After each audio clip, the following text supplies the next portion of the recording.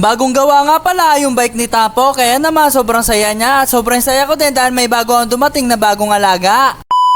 For this video nga pala mga katampi ay nakakita ko nga pala dito si Tampo kung anong ginagawa niya, kaya naman agad ko nga ito pinuntahan. Dito nga pala ay napansin ko pinipilit niya ikabit yung kadena ni Don David. Ibig sabihin niya na ay nagpaparamdam si Tampo na kailangan nating ayusin yung kanyang bike. Baka kasi siya ay magtampo, hindi yung puro si Don David lang ang lagi nakikita dito sa video. Habang lumalaki nga pala ito si Tampo ay nakakaroon na siya ng pag-request. Baka pagdating ng araw ay puro request to. Akala nga pala namin ni Don David ay sawa na si Tampo sa kanyang bike. Kaya naman nabigla nga ako kay Tampo, nabigla siya nag-request na ipagawa yung kanyang bike. Pas ng ilang minuto ay pakinggan nyo ang kanyang sasabihin. Ayun, ayos na bike ko.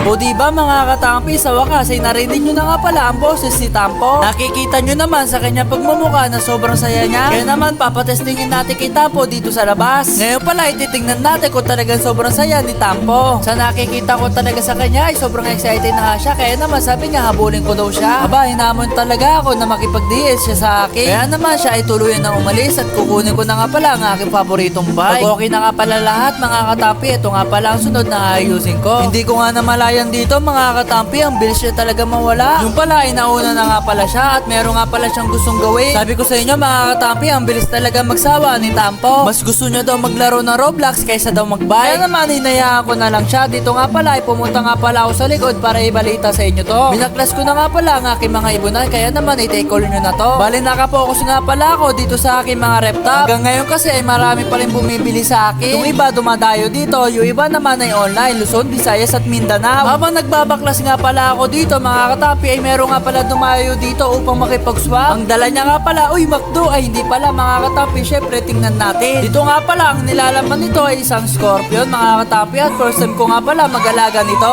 Binubuklat na nga pala ni tropa at papakita sa akin. Grabe guys, para nakakatakot talaga. First time ko nga pala makakita nito in personal. Tingnan nyo mga katampi, grabe ang laki, parang crayfish. Kaya naman mga katampi, bigyan nyo naman ng magandang pangalan to. Agad-agad ko nga pala dito tinawag si Tampo para ipakita sa kanya yung ipis. Itong ipis nga pala hindi katulad ng ipis dito sa bahay, kaya naman sobrang takot ni Tampo. Subalit itong scorpion ay gusto niya talagang tignan. Syempre mga katampi, hindi ko pwede ibahawak sa kanya at ako mag-aalaga dyan. Kaya ba mga katampi, meron din pa kayo nito? Bali may kasama nga siyang maliliit na kulay puti, hindi ko nga alam kung anong tawag doon, nakalimutan ko. Dito nga pala ay binigyan nga pala ako ni tropa ng beta, kaya naman parang gusto ko bumalik sa pagbebeta. Ang ganda naman ng beta ng kanyang binigay. Ito nga pala yung beta na natira sa akin. Nag-iisa nga pala yan at galing nga pala yan kay Slink Beta. Sabi sa akin ay mahal daw ito. Itong isda kasi mga katampi ay merong kulay pula sa kanyang ulo. Siya nga pala, itong area nga pala mga katampi ay paglalagyan ko ng crayfish namin ay parang bermido. Kaya naman baka meron kayong mga breeder size dyan at papalitan natin ng ating mga ibon. Bali meron nga pala natira dito mga katampi at malalaki na nga pala sila. Bali sila nga pala yung inalod ng baha. Dito nga pala ay nagpaturo nga pala ako kay tropa kung paano mag-alaga ng scorpion. Siya nga pala, ang pinalit ko nga pala dyan ay isang pares ng manok na maliit. Yung mga beta nga palang binigay sa akin ay dito ko muna siya ilalagay. Kaya naman agad dito na lang aking istorya. Bukas ulit.